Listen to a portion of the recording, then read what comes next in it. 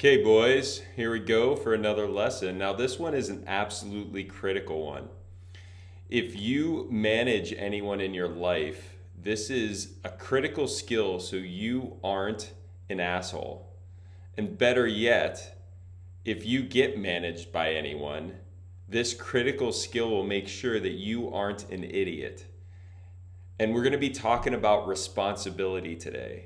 Now, this lesson absolutely follows through in all parts of our life. It doesn't matter. Just like when we were talking about leadership, our ability to coordinate action with others is our primary means of having success in our life. And within this lesson, I'm going to talk about the 4 parts of responsibility. If you don't have these 4 parts, it's impossible to hold a responsibility. If you can't hold responsibility, you're not going to be able to represent value for others, and you're going to be limited as to the teams that you're allowed to be on. Now, this is important to be understood both from a manager level who's passing responsibility to someone, as well as someone who is accepting responsibility from someone else. If you don't identify these 4 key parts, it's impossible for you to hold that responsibility and be able to fulfill on your commitments. So let's get right into it. The first thing we're going to do always is establish a clear distinction for a word, right? I've said responsibility a handful of times. And now at this point, what we're going to do is make sure that all of us have the same background, or at least a similar background of experience around it. Because the one thing I know for sure is not all of us look at responsibility the same way. We've all had different experiences in our life that have brought us to this point. For me, responsibility is having the power to act and making the commitment to meet a standard of performance. And this is a key distinction, right? There's 3 key parts to it. If you don't have the power to hold a responsibility, you can't hold the responsibility. If you haven't made a commitment to hold that responsibility, you can't hold a responsibility. And if you don't have some sort of standard to achieve, you can't hold a responsibility. Think of how many times in our lives we accept a responsibility without having one of these things. Now, being able to understand what parts of responsibility are necessary to be able to hold it gives us the ability to live up to our commitments. Now, before I go into that, I want to share a story about ultimate responsibility as a SEAL. So, you know those little hooks on your boots? Those little things the laces go in at the top of the boots. Usually there's 4 of them at the top of the boots. Well, those hooks, when you're on a skydive, can be very dangerous. So as a SEAL, we would often jump out at night in groups. And one of the risks jumping at night with other people is that you run into each other. Now, if I run into you under canopy and my hook on my boot grabs one of the lines going up to your parachute, we're both going to fall to our death. So in order to avoid that, before we went on missions where we were going to be jumping out of a plane, it was important for us to put a piece of tape over the hook on the top of our boot. So that was 8 pieces of tape on each boot. Now, what's important to think about that is the responsibility to tape our boots, right, seems trivial. But if we didn't do it, that was a life and death decision, right? If we failed to put tape on our boots, there's a chance that if something went wrong in a skydive, that we could kill ourselves or kill someone else simply by not holding this simple responsibility of putting a couple pieces of tape on our boots. Now, when you think about this from a bigger perspective, how many responsibilities do you think I had to hold, or one of my SEALs had to hold going into a mission? How many individual pieces of tape, if we were to say quote unquote pieces of tape, little tiny items that if not held could result in someone being injured or killed? And there's literally hundreds, if not thousands of them. And in order for this to work, we had to be very clear on how to pass responsibility, how to accept it, and how to hold it. And in order to do that, you have to understand the 4 parts of responsibility. To talk through that, I'm going to use a simple story. Imagine you were unable to swim, right? So if you got into the water, you're not going to be able to swim to shore. So you being in the water means drowning. Now, if you are in a rowboat in the middle of a big, huge lake, do you have the responsibility to keep the boat afloat? Now, when you think about this, the obvious answer is yes, I do if I want to stay alive. But the reality is, you don't actually have to hold the responsibility of keeping the boat afloat until it starts leaking. Right? As long as the boat's floating, everything's fine.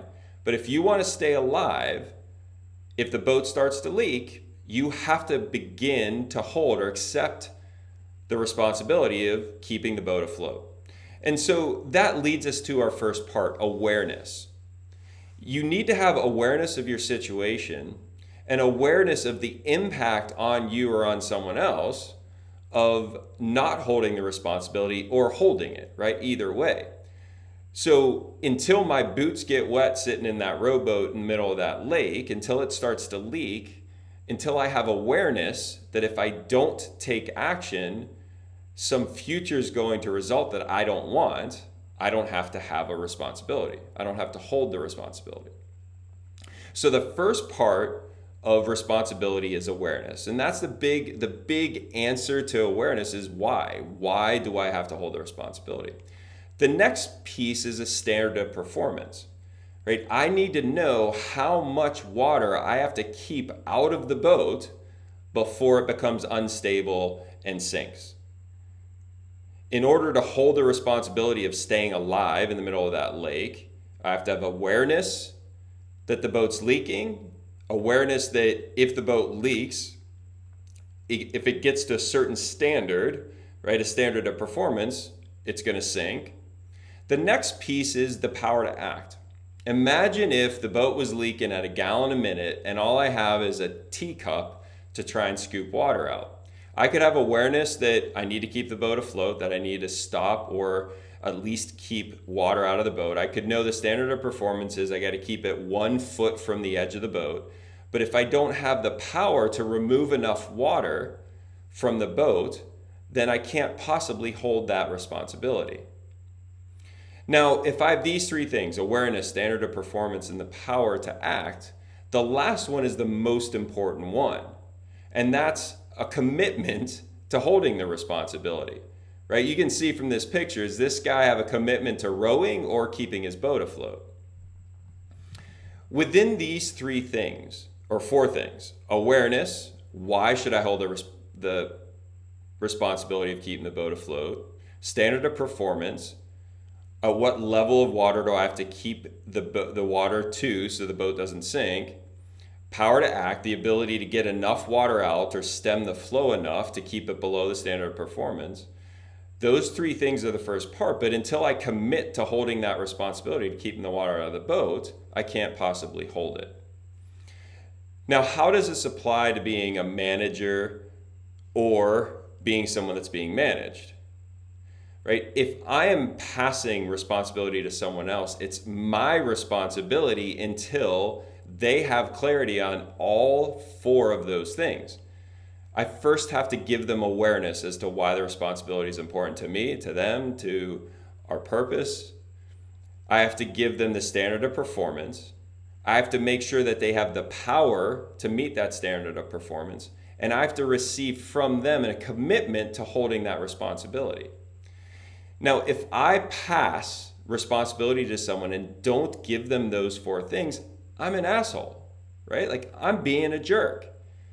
If I give you a responsibility and don't give you an awareness as to why, if I give you a responsibility but don't tell you what standard you have to achieve, if I give you a responsibility knowing that you don't have the power to meet it or not even checking on that, or if I pass a responsibility to you and don't actually receive your commitment to holding it, I'm being a jerk.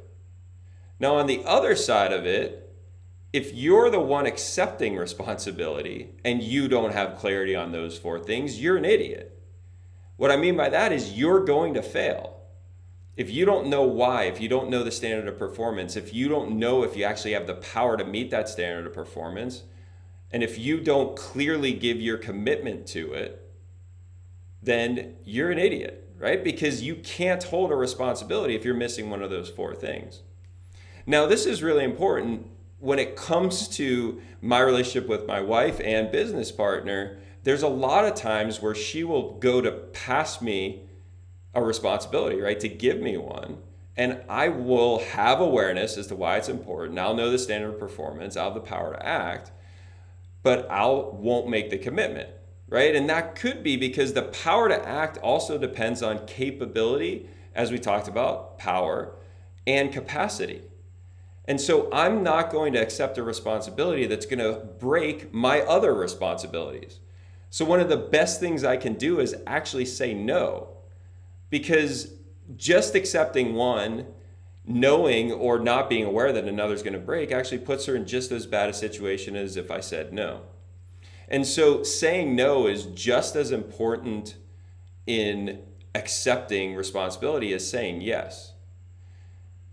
So the core parts to this lesson is the fact that every time that a responsibility is not held, I guarantee that one of those four things was missing: awareness, standard of performance, power to act, or commitment. And so that's a little exercise you can do. On one side of it, when you're passing responsibility, actually write down all those four things and talk through it. But the more important one, the one that's really telling, is when was the last time you didn't hold a responsibility?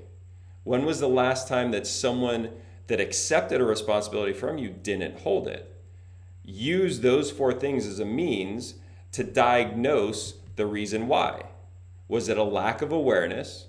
Was it non-clarity in the standard of performance? Was it that they thought they had the power to act, or maybe they didn't know what power they were going to need to act? Or did they not really make the commitment to hold that responsibility?